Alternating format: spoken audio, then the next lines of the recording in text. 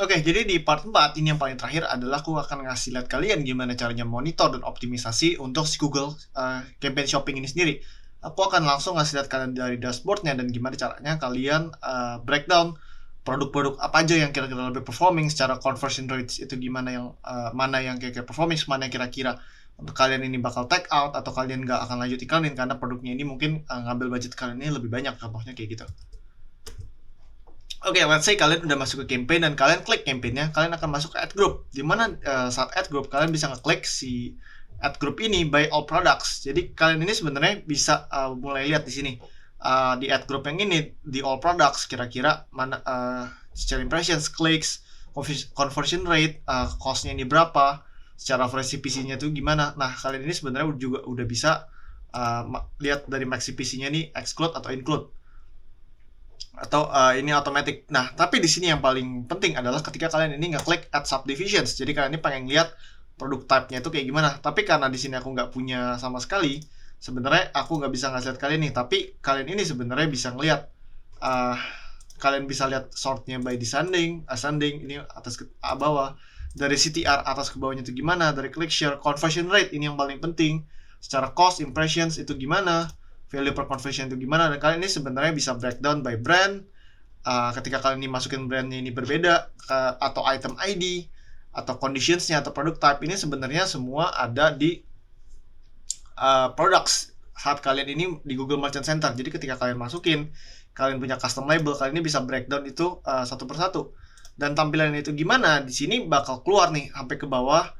Dan kira-kira untuk produk apa yang kira-kira secara impressionsnya itu berapa. Dan kalian ini sebenarnya bisa ngeliat mana produk yang secara impressions itunya lumayan tinggi, tapi secara clicks itu rendah banget. Jadi bisa dibilang secara CTR itu rendah banget.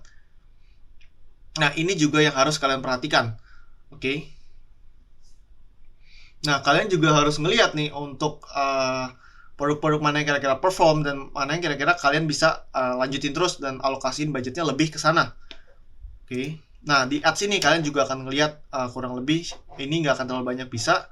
Jadi kita ini sebenarnya bisa ngeliat by products. Jadi ketika produk saya banyak, kita bisa ngeliat dari kategori, brand, produk, atau custom label. Mana yang kira-kira ini lebih performing atau jauh lebih bagus.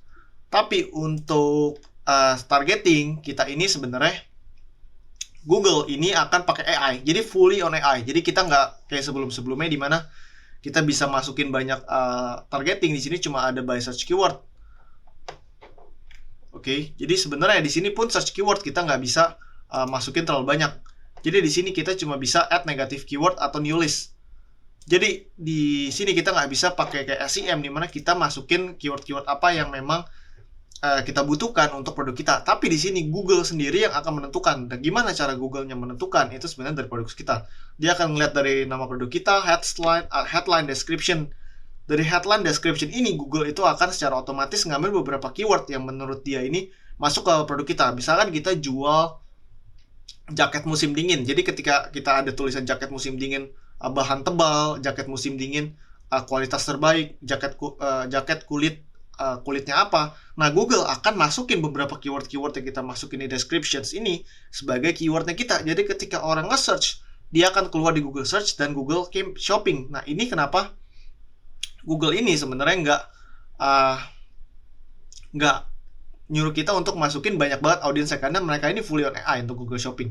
Tapi di sini kita cuma bisa bantu untuk pakai negatif keyword. Misalkan kita jual jaket kulit, kita mau make sure orang ini misalkan nggak cari jaket kulit bekas atau jaket kulit imitasi atau jaket kulit motor, karena mungkin ada beberapa keyword yang kita nggak mau masuk lah intinya. Nah, kita mau masukin ini di negatif keyword. Kalian juga pakai sebenarnya kalian bisa pakai list juga. Atau intinya di sini kalian make sure untuk pilih dari ad group atau campaign group, kalian masukin semua negatif keyword yang kalian nggak mau. Nah, di sini sebenarnya kita bisa breakdown lagi dari si demografiknya, audience segment di sini, tapi nggak akan selengkap yang sebelum-sebelumnya. Jadi di audience segment kita sebenarnya bisa milih add audience segment misalkan di ad group level. Oke. Nah, ini ada di observations dan di targeting, tapi di sini kita nggak akan bisa milih terlalu banyak. Jadi ketika kita pick yang targeting contohnya, ini cuma ada kurang lebih di ini yang di browse kalian bisa ngeliat sendiri dari affinity-nya, dari in marketnya sampai ke data segmen.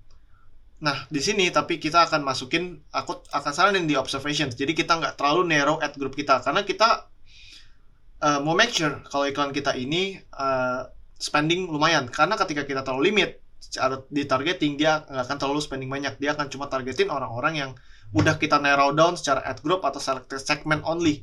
Nah, karena kenapa untuk Google Shopping, aku akan saranin kalian untuk pakai AI. Karena Google ini sebenarnya yang memang udah punya AI sendiri yang udah lumayan jalan secara algoritma, dan kenapa itu dia nggak akan rekomendasi kita untuk pakai audience segment pas kita setup.